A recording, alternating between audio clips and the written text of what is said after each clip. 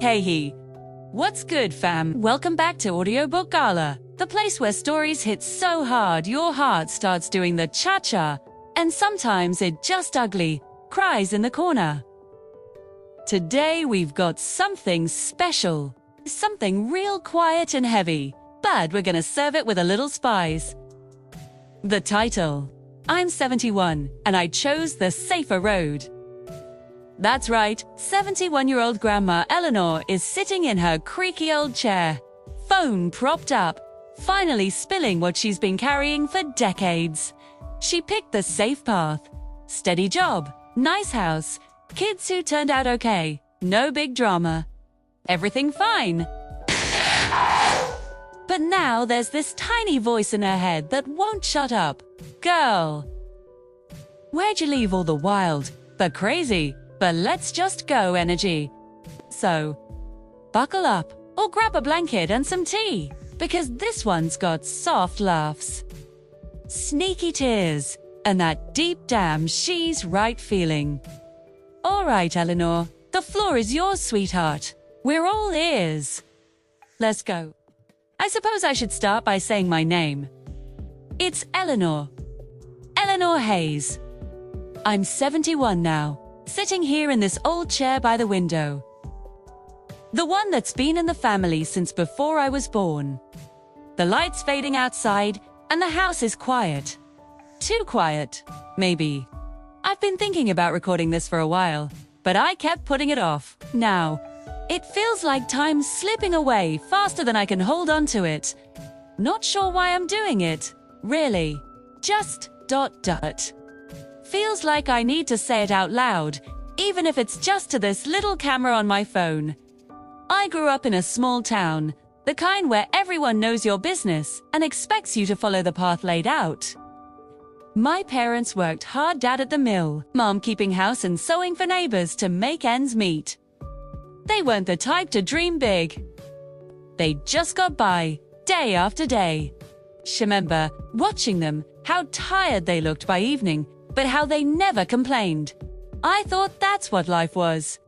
Safe, steady. No surprises. When I was young, maybe 18 or so, I had this chance to leave. A friend from school, Mary, she was always the bold one. She got a job offer in the city, something with a magazine, writing stories or editing. I forget exactly. She asked me to come with her, share a tiny apartment, figure it out together. I can still see her face, excited, packing her bags in that beat-up car of hers, stood there on the porch, waving as she drove off. I didn't go. I told myself it was too risky. What if it didn't work out? I'd end up back home, broke and embarrassed. Instead, I stayed and took a job at the local bank, teller position. It paid enough, had benefits. Safe. Years passed like that. I met Tom at a church picnic. He was steady, worked as a mechanic. We got married in the same church, my parents did. Bought a house not far from them, with a yard and a fence. We had 2 kids, Sarah and Michael. I remember the days blurring together, waking up early, making breakfast, dropping them at school, then off to the bank. Counting money, smiling at customers, coming home to dinner and bedtime stories. It wasn't bad. It felt ... normal. But sometimes, late at night, I'd lie there and wonder about Mary. I heard she traveled, wrote books even. I never reached out. What would I say? There was this one moment, clear as yesterday. I was about 35, and the kids were small. Tom came home one evening with tickets to a concert in the city. Some band I'd loved as a teenager. He surprised me, said we needed a night out. I stared at those tickets, my heart racing a little. But then I thought about the drive, the babysitter. What if something happened? I said no. We should save the money, I told him. He looked disappointed, but he didn't push. We stayed home, watched TV instead. That night, I couldn't sleep.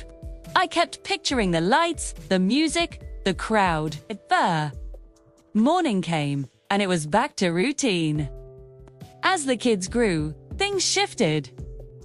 Sarah was always drawing. dreaming of art school. Michael wanted to build things, talked about engineering far away. I encouraged them, in my way, but I also warned them. Be practical, I'd say quietly over dinner. Have a backup. Tom nodded along. We saved for their college, the local one. Safe choices. Sarah went for teaching instead of art. Michael studied business.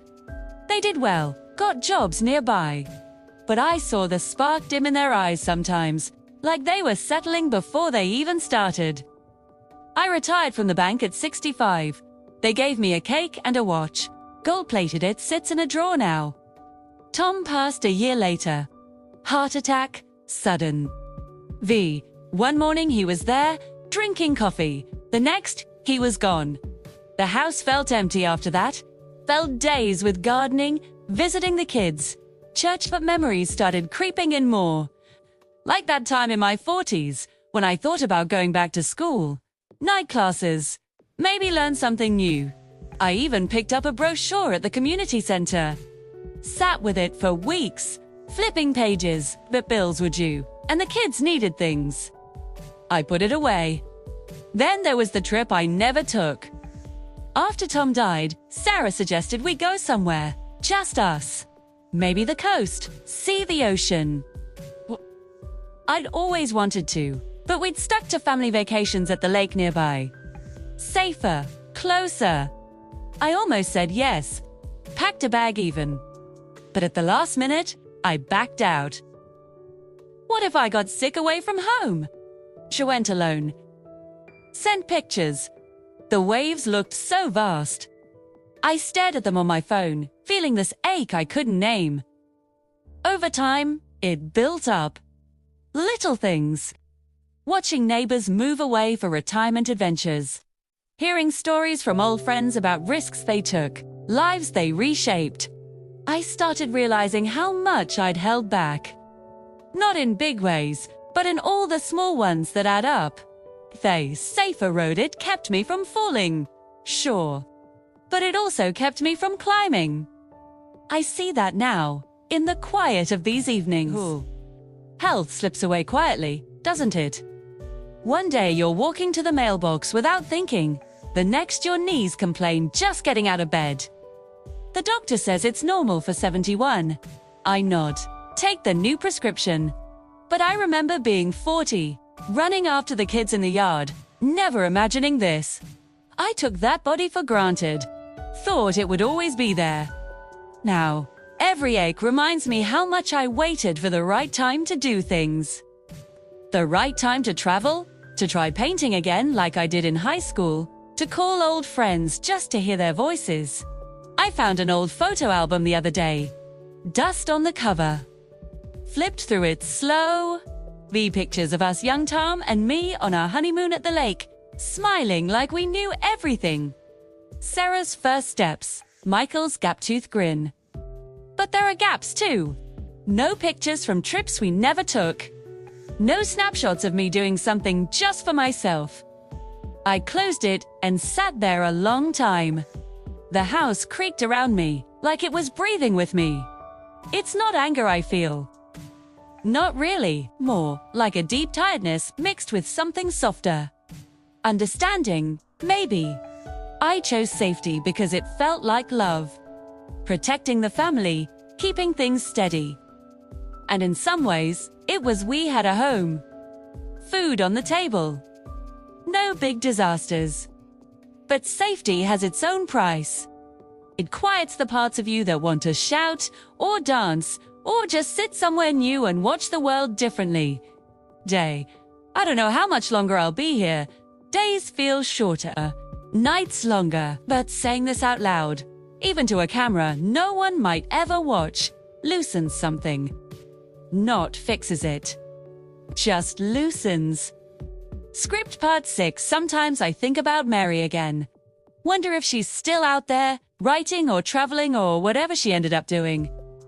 I could look her up now, with the computer Sarah set up for me. But I haven't. Not sure why? Maybe afraid of what I'd find. Or what I wouldn't. Mosey. I just sit with the memory of her driving away that day, windows down, radio playing. I stood on the porch and felt this pull, like part of me wanted to run after the car. I didn't. I waved until she was gone, then went inside to iron my work blouse for Monday. That's the thing about the safer road. It keeps going, steady and straight. You don't fall off cliffs, but you don't see the views either. You arrive somewhere, eventually. A quiet house, a chair by the window, a life full of what-ifs that aren't loud, just persistent. I don't have answers. I don't even have much left to say. Just this.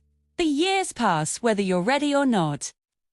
And looking back, the moments I regret most aren't the risks I took. There weren't many. It's the ones I didn't. That was Eleanor.